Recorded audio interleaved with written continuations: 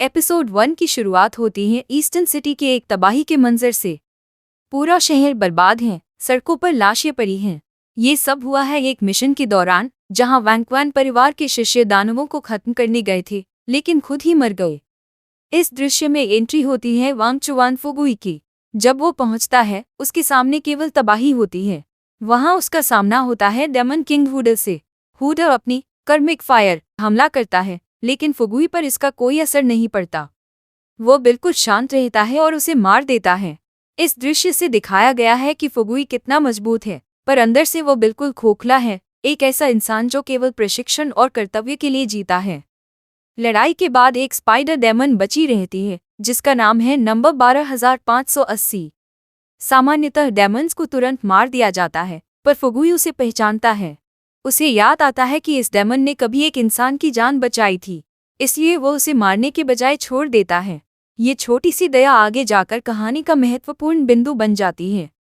दूसरी तरफ daemon realm के अंदर जालो के गांव में स्पाइडर क्वीन अपनी डेमन्स पर गुस्सा कर रही होती है। नंबर 12580, जो अभी जिंदा बची हैं, माफी मांगती है और कहती है कि वो इंसानों की दुनिया में जाकर वोंग कवान फैमिली के बारे में जानकारी लेकर आएगी। क्वीन उसे एक और मौका देती है, पर धमकी भी देती है कि अगर वो असफल हुई तो सजा मिलेगी। फिर कहानी लौट कर आती है वैंक्वान मैनर में। यही हम देखते हैं फुगुई का व्यक्तिगत जीवन। उसके पिता वैंक्वान होंग ये बहुत सख्त और ठंडे मिजाज के हैं। उन्होंने फ्यूगी को बचपन से एक सिपाही बनाया, जिसमें कोई भावना न हो। उस दिन फ्यूगी का जन्मदिन होता है, वही दिन जब उसकी माँ की मौत हुई थी। जब फ्यूगी अपनी माँ का मुखौटा उतारता है, तो उसके पिता उसे कमजोर कह देते हैं। फ्यूगी उनसे कहता है, अगर मैं आज आप पर तलवार चला दूं, तो क्या आप खुश होंगे? दोनों के बीच का रिश्ता सिर्फ ड्यूटी और गुस्से पर टिक कर रह गया है, प्यार कहीं भी नहीं है।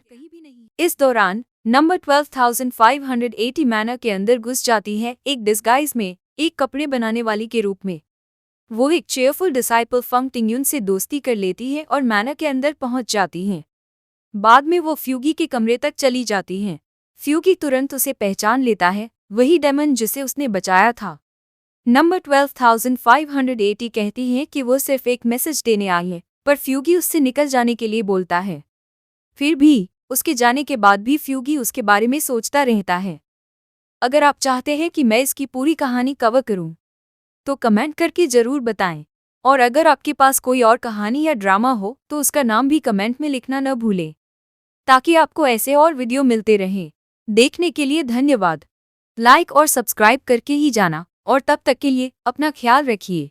मिलते हैं अगली कहानी में, सिर्फ ड्रामा इनसाइट पर।